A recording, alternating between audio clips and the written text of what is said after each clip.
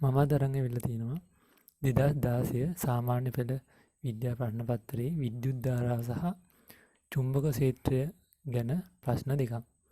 අපි බලමු මොනවද මේ ප්‍රශ්න දෙක. පහත දී ඇති පරිපථය භාවිතා කර අංක 35 36 ප්‍රශ්න වලට පිළිතුරු සපයන්න. එතකොට මේ පරිපථය සම්බන්ධයෙන් තමයි මේ ප්‍රශ්න දෙකම අහලා තියෙන්නේ. 35 වෙනි ප්‍රශ්නේ පළවෙනි බලමු.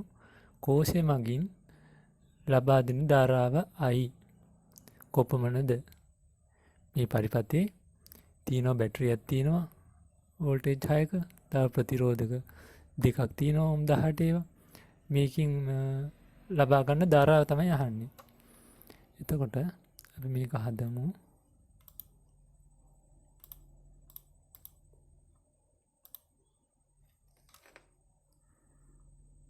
ධාරාව අහන්නේ. එතකොට අපි පුළුවන් V සමානයි IR දාලා හොයන්න පුළුවන් මේක. ඊට කලින් අපි මේකේ සමක ප්‍රතිරෝධය හොයාගෙන ඉන්න ඕනේ.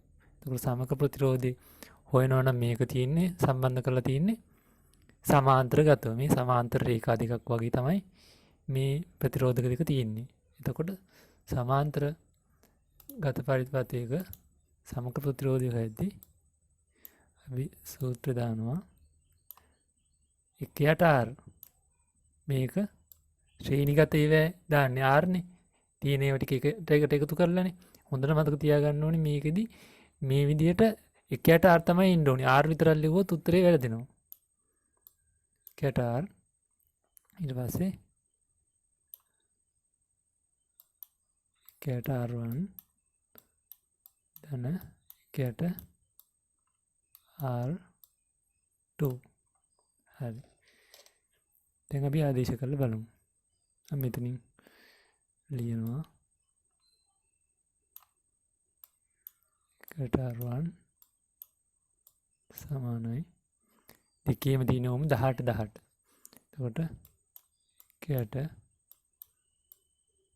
1/18යි ධන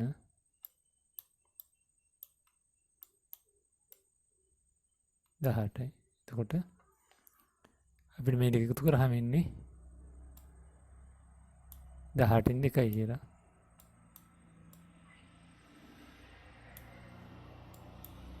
මේ විදිහට එන්නේ 1/r. හරි. දැන් අපි මේකට හරස් ගුණිතය දානවා.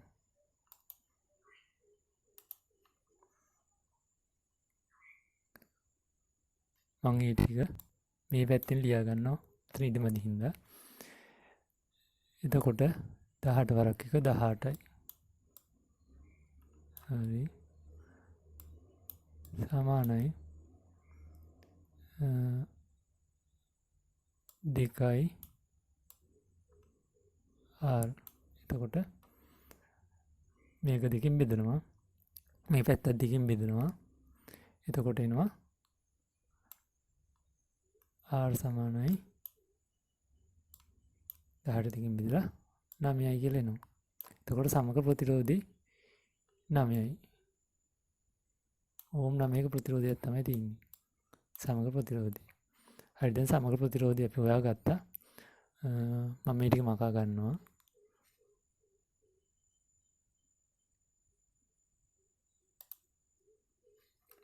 හරි. සමක ප්‍රතිරෝධය 9යිනේ. අපිට එතකොට පුළුවන් V සමානයි IR දාලා ධාරාව හොයන්න. ඒක මම පැත්තකින් ලියා ගන්නවා. R සමානයි 9යි ohm.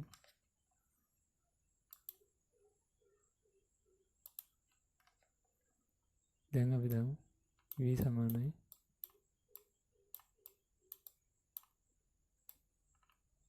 IR. එතකොට V අපි දන්නවා වෝල්ට් 6.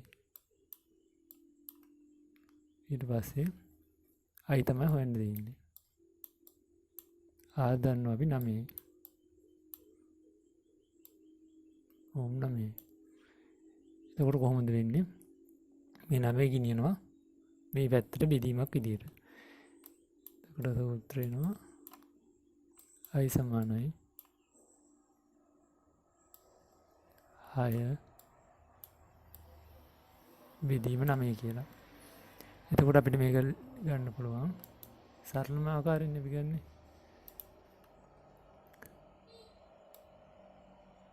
නමයට 3 2යි sorry 6ට 3 2යි 9ට 3 3යි.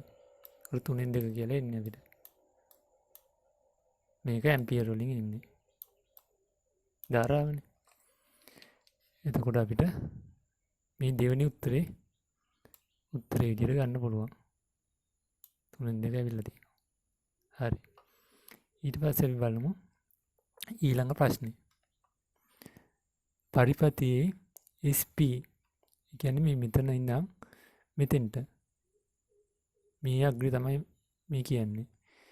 සුජු සන්නායක කොටස හරහා ගලා යන ධාරාව I අපි දැන් හෙව්වේ. නිසා SP වටා චුම්බක ක්ෂේත්‍රයක් ඇති වේ. චුම්බක ක්ෂේත්‍රයේ දිශාව නිවැරදිව දක්වා ඇති වර්ණය තෝරන්න. අපි දැන් දන්නවා සන්නායකයක් තුලින් ධාරාවක් යනකොට ඒක වටා චුම්බක ක්ෂේත්‍රයක් ඇති වෙනවා කියලා. එතකොට මේ ධාරාව යන පැත්තයි චුම්බක ක්ෂේත්‍රය හට ගන්න පැත්තයි තමයි මේ අහලා තියෙන මේ ප්‍රශ්න උත්තර 4න් කොයි එකද කියලා. අපි බලමු ඒකත් කොහොමද අපි හොයාගන්නේ කියලා. දැන් අපි මම මේ ටික මකනවා. දෙවෙනි ප්‍රශ්නේ. හරි.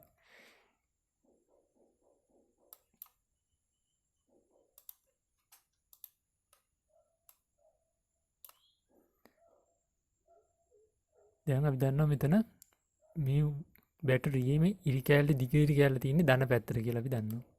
මම ඒක ලියා ගන්නවා ධන කියලා. පොඩි ඉරි කෑල්ල තියෙන පැත්ත ඍණ.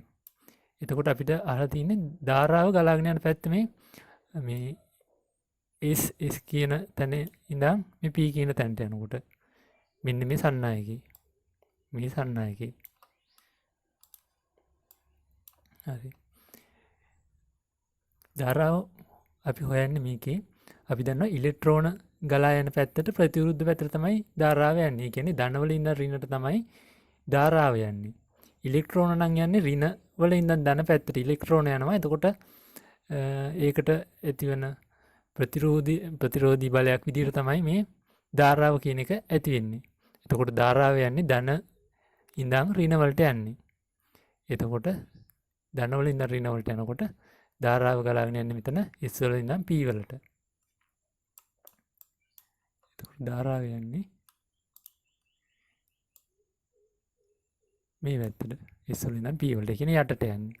එතකොට මෙතන දීලා තියෙන උත්තර වලින් අපිට පළවෙනි එක ගන්න පුළුවන්. ඊට පස්සේ දෙවෙනි එකයි තුන්වෙනි එකයි අපිට කොහෙන්ම ගන්න බෑ තියෙන්නේ යට ඉඳන් උඩට. යට ඉඳන් උඩට යන්නේ නැහැ. යට ඉඳන් උඩට යන්නේ ඉලෙක්ට්‍රෝන ධාරාව තමයි. ධාරාව නෙමෙයි. ඊට පස්සේ හතරවෙනි එකත් අපිට ගන්න පුළුවන්. මොකද උඩ ඉඳන් යටට තමයි මේ ඉතලේ දාලා තියෙන්නේ. හරි. මේ දෙකිනුත් චුම්බක ක්ෂේත්‍රේ කොයි පැත්තටද කියලා අපි හොයාගන්න ඕනේ. එතකොට මේක චුම්බක ක්ෂේත්‍රේ මේක පේන්නේ නැතුව ඇති මේ පැත්තට තමයි මේක මේ දීලා තියෙන්නේ. මේක දීලා තියෙන අනිත් පැත්තට. මේ පැත්තට. එතකොට චුම්බක ක්ෂේත්‍රේ හොයාගන්න මේකෙදී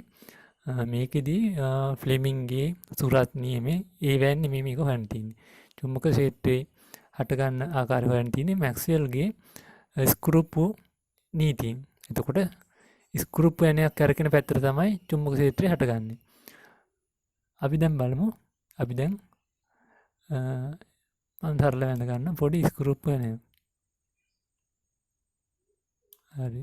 මේක මේ විදිහට වටේට ස්ක්‍රූප් තියෙනවා. එතකොට අපි මේක තද කරනකොට නීනකින් අපි ස්ක්‍රූප් නීනකින් තද කරනකොට මේක කැරගෙන පැත්ත.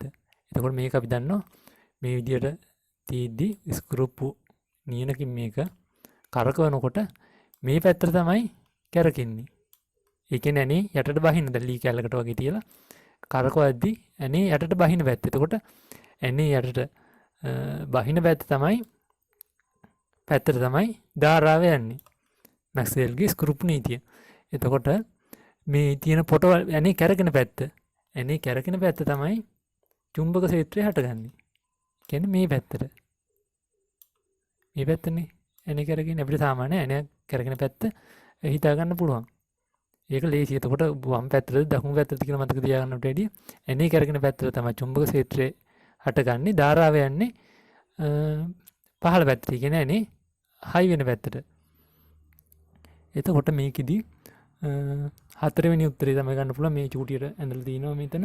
මේකේ තියෙන අනිත් පැත්තනේ. ඒකින්ද මේකට පළවෙනි උත්තරය අපිට ගන්න බෑ.